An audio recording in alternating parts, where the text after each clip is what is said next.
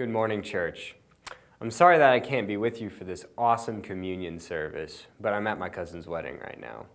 I just want to offer some thoughts for us to meditate on as we go throughout this special communion service. Communion is a special ritual found within Christianity in which we stop to participate in a very common human interaction, the sharing of a meal. This meal starts with bread and ends with wine and is meant to be a ritual in which we spend time with our Savior, reflecting on his sacrifice and begging that he come again soon. I find that verse that Jim just read very special because it reminds me that Christians have been doing this for the entire history of Christianity. See, we often emphasize the idea that communion is between you and Christ, but I think that sometimes it is important for us to remember that communion is communal.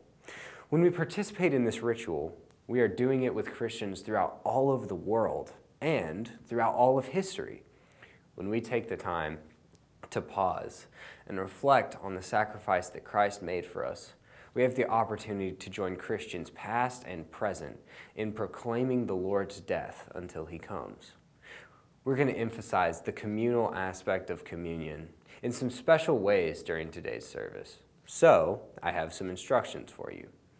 As I'm sure you've noticed, we have tables placed at different points in the room that have communion on them. When this video ends, Justin will come up and will dismiss you to go to the tables and pick up your communion elements. For those who cannot go get your communion elements, just raise your hand. For those of you who can, we ask that you would look for a raised hand and take communion to that person. Throughout this entire process, we are going to be singing "Come Share the Lord." When it looks like everyone has made it back to their seat, Tyler Benedict will come and offer a prayer for each of the elements.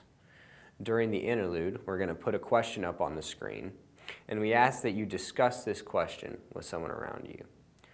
We're excited that we get to do this together as we commune with Christ, one another, and other Christians, both past and present.